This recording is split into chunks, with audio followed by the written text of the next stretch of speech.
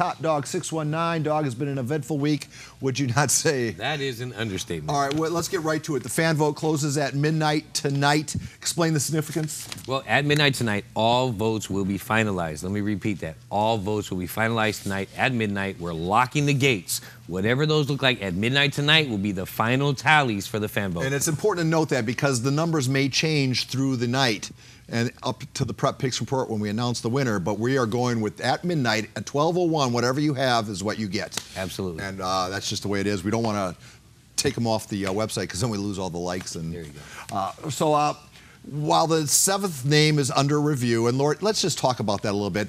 Some folks are upset that they were left off the fan vote. A lot of folks have been complaining about that. Some folks are upset that they were in the fan vote. Other people don't like our automatic choices.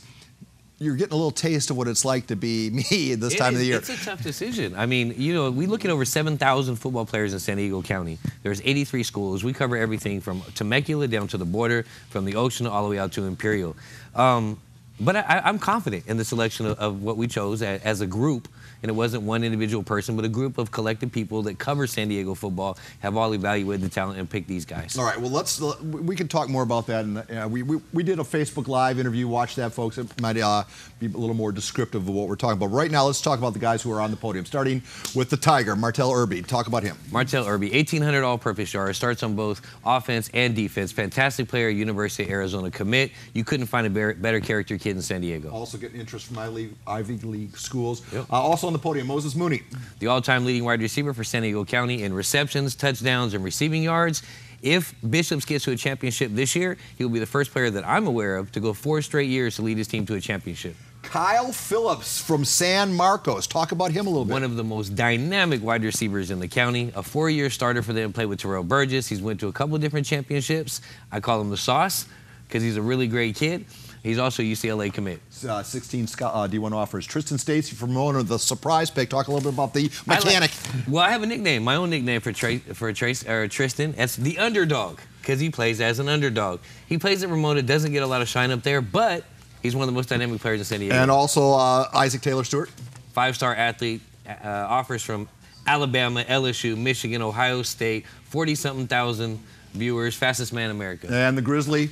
That's Jack Tuttle, another quarterback over at Mission Hills, led his team to a 10-0 run this year, and hopefully for them, maybe an open division title this year. And we'll find out the 7th name to join those incredible 6 Yep. tonight at midnight. We will go public with that on the Prep Pigskin Report Friday night. Mark Ziller from the UT wrote a great piece. I don't know if you saw it in the UT, talking about how 5-star basketball player Tayshawn Cherry has now decided to play his senior year, leaving St. Augustine, going to Foothills Christian.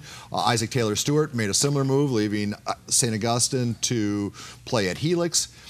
Is this just the sign of the times, or is something going on at St. Augustine? What's going on there? I'm tend to think that most of our kids now are emulating some of the athletes, the professional athletes, like the guys in the Golden State Warriors or Oklahoma City. They want to play on these really competitive teams and go out and win championships. So they're emulating what the pros are doing. State Warriors I am. I mean, they created this, and I think the kids are following their heroes. How about the theory that something like Foothills Christian is a little bit more like a prep school where the school academics revolve around the sport as opposed to most schools? I can see that argument. I mean, they go to school 3 days a week. They have the block schedule, so I can understand that as well. They play a more competitive level of basketball. So, all right, good thing or bad thing? I don't think it's good for sports in San Diego at all. I think it's bad for the sport. I think it's bad for the PPR, but we can talk about that later. The KUSI Sports Department was at Petco Park doing our signing day thing. The theme that keeps rearing its head, and it's becoming stronger and stronger, is kids are no longer waiting to be recruited. They are recruiting schools, and in turn getting a scholarship because they're so actively making a good case for themselves. Speak to that. Well, it's about building relationships. With the invention of Twitter and Huddle, a lot of these kids are taking their highlights, their SATs, and their academics, and they're sending them to colleges that they feel have a need for guys like them or players that they're looking for. Kids are doing more research. Information is out there on the internet. They're using the internet to get these scholarships. And for football players, D1, this doesn't apply to the D1 athlete because the schools will find them. But for your D2 and D3 guys, it's something to consider, right? Absolutely. I mean, like I said, with Huddle and with Twitter, you can build relationships with coaches all across the country and get scholarship opportunities. My suggestion to kids who are watching this, the mass email is not the way to go. Nope. A personal handwritten note, or at least a personal email where you're speaking in the first voice and not just a generic voice. Build relationships. That's very important. And every successful kid that we spoke to did that. We're entering the All-Star Game season. When I first came to town, there was a Spanos game, and now, like bunnies, they have multiplied. There are a bunch of them. Explain to us the rules associated with All-Star football games. Well, according to CIF, you're allowed to play in 2 All-Star games over the course of your high school career. So, with that said, there are 4 games that are primarily the ones here in San Diego. You still have the Spanos game, even though the Chargers aren't here anymore. We still have the Spanos game. You have the SDF and the All-Star game. That one is catered to your Division II NAIA athlete to help them get football scholarships.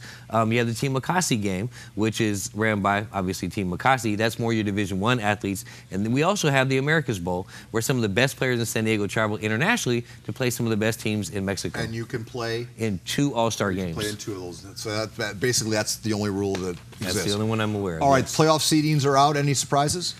2 surprises. RBV last year didn't have a very great year. This year they came back. They're a 6th seed. That was kind of surprising for me. It's good to see them up there putting in work and getting things done up there. They've got a fantastic running back. The other one I was a little surprised about was Lincoln. I was expecting to be a 1 or a 2 seed. They dropped to a 5 seed. And what do you think happened there?